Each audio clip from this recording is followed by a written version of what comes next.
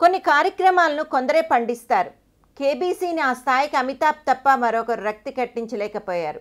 ఎవరు కేబీసీ చేసినా అమితాబ్ తర్వాతే అని రూఢి అయ్యింది. అదే కార్యక్రమాన్ని తెలుగులో మీలో ఎవరు కోటీశ్వరుడు మన స్థాయికి తగ్గట్టు నాగార్జున విజయవంతం చేశారు. అయితే స్టార్ మా ఛానల్కు ప్రమోషన్గా చిరంజీవితో ప్రారంభించినా దానికి పెద్ద మైలేజ్ రాలేదు. నాగార్జునే బెటర్ అనే అంటున్నారంతా. అలాగే బాలీవుడ్లో సూపర్ హిట్ అయి ఏళ్ల తరబడి ప్రసారం అవుతున్న బిగ్ బాస్ షో ఇప్పుడు దక్షిణాదికి దిగుమతై వచ్చింది.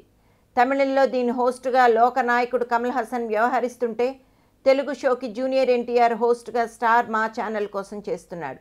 ఇంకా తెలుగు బిగ్ బాస్ ప్రసారం మొదలు కాలేదు, కానీ ముందుగా కమల్ బిగ్ బాస్ ప్రేక్షకుల ముందుకు వచ్చింది. సంచలనం అవుతుందనుకున్న ఈ షో తొలి రోజే డిజాస్టర్ అనే టాక్ తెచ్చుకుంది. ఈ కార్యక్రమాన్ని సోషల్ మీడియాలో దారుణంగా ట్రోల్ చేసేస్తున్నారు. పార్టిసిపెంట్స్ దగ్గర నుంచి తొలి ఎపిసోడ్ జరిగిన తీరు వరకు ఏది జనాన్ని ఆకర్షించలేకపోయింది. బిగ్ బాస్ దక్షిణాదిలో క్లిక్ అవుతుందా అనేది తొలి నుంచి పెద్ద ప్రశ్నే అని వ్యక్తమైన అనుమానాలకు తగ్గట్టుగానే తమిళంలో ఈ షోకి దారుణమైన చీదేసినట్లు ఫీడ్బ్యాక్ వస్తోంది. అద్భుత నటుడు కమల్ చేతిలోనే స్టార్ ఛానల్కు నష్టాలు మిగులుతున్నాయి. దీంతో సహజంగానే ఎన్టీఆర్ షో మీద డౌట్స్ మొదలయ్యాయి. అయితే తమిళంలో ఎదురైన పరాభవాన్ని దృష్టిలో ఉంచుకుని తెలుగు కార్యక్రమాన్ని జాగ్రత్తగా ప్లాన్ చేసుకుంటే ఈ రకం నెగిటివ్ ఫీడ్బ్యాక్ తప్పించుకోవచ్చు. ముఖ్యంగా పార్టిసిపెంట్స్ విషయంలో రాజీ పడకుండా తప్పకుండా చూడాలనిపించే ఆసక్తికరమైన పర్సనాలిటీస్ ఎంచుకోవడం చాలా అవసరం. అన్నట్టు తెలుగు బిగ్ బాస్లో పార్టిసిపేట్ చేయమని టాప్ యాంకర్లు ఎవరిని అడిగినా ఏదో ఒక కారణం చెప్పి తప్పించుకుంటున్నారు.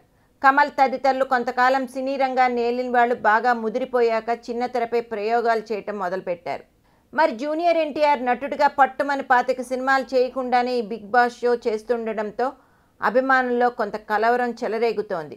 అంతేకాదు ఎటొచ్చిన ఎన్టీఆర్ భవిష్యత్ కొంత ప్రమాదంలో పడే అవకాశాలు లేకపోలేదు. సో కమల్ హాసన్తో బిగ్ బాస్ షో ఫట్.